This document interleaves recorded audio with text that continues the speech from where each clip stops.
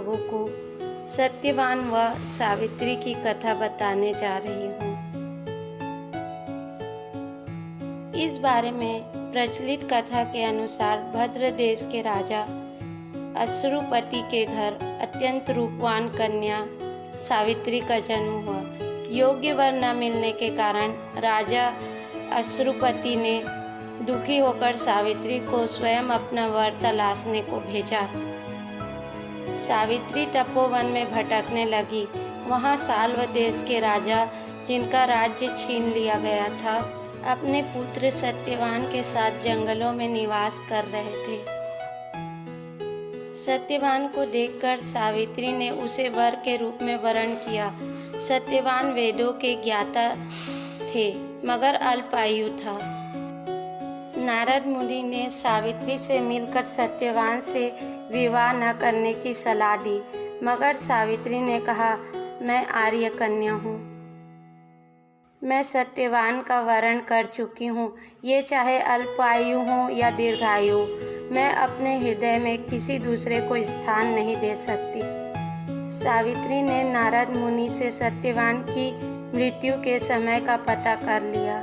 नारद जी के बताए हुए समय से 3 दिन पूर्व ही सावित्री ने उपवास शुरू कर दिया।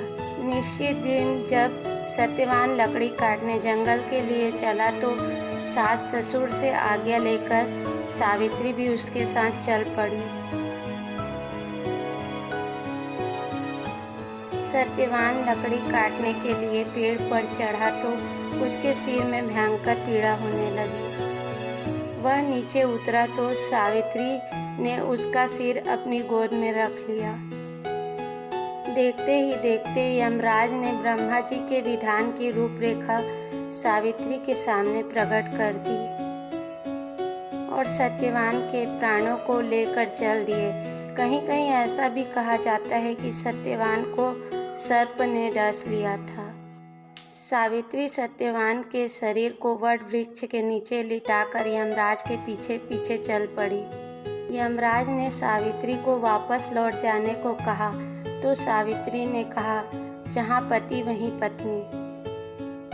यही धर्म है, यही मर्यादा है। सावित्री की धर्म निष्ठा से प्रसन्न होकर यमराज ने अपने पति के प्राणों के अतिरिक्त कोई अन्य वर मांगने को कहा तो सावित्री ने यमराज से सास ससुर की नेत्र ज्योति और दीर्घायु मांगी। यमराज ने तथास्तु कह दिया।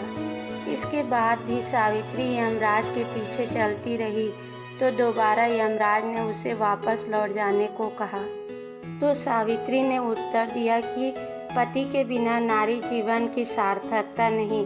अब यमराज ने सावित्री के पतिव्रत धर्म से खुश होकर दूसरा वर मांगने को कहा तो सावित्री ने सास ससुर का राज्य वापस दिलाने को कहा।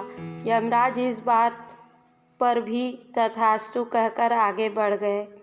सावित्री फिर भी यमराज के पीछे चलती रही। तीसरे वर के रूप में उसने 100 पुत्रों की मां बनने का वरदान मांग लिया। यमराज ने फिर तथास्तु कह दिया।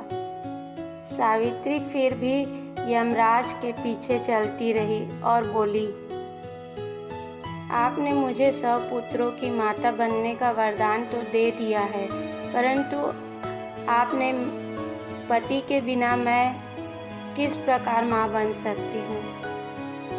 सावित्री ने यमराज से अपना तीसरा वरदान पूरा करने को कहा।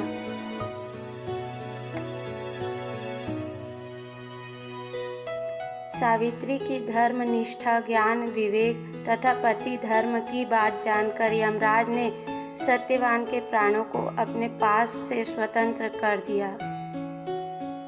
सावित्री सत्यवान के प्राणों को लेकर वट वृक्ष के नीचे पहुंची, जहां सत्यवान का मृत शरीर पड़ा था। सावित्री ने वट वृक्ष की परिक्रमा की। शास्त्रों के अनुसार वट वृक्ष में ब्रह्मा, विष्णु और महेश का निवास माना जाता है। परिक्रमा के उपरांत सावित्री ने देखा कि सत्यवान जीवित हो उठा है। साथ लेकर सास ससुर के पास पहुंची तो उन्हें नेत्र ज्योति प्राप्त हो गई तथा उसका राज्य उन्हें वापस मिल गया।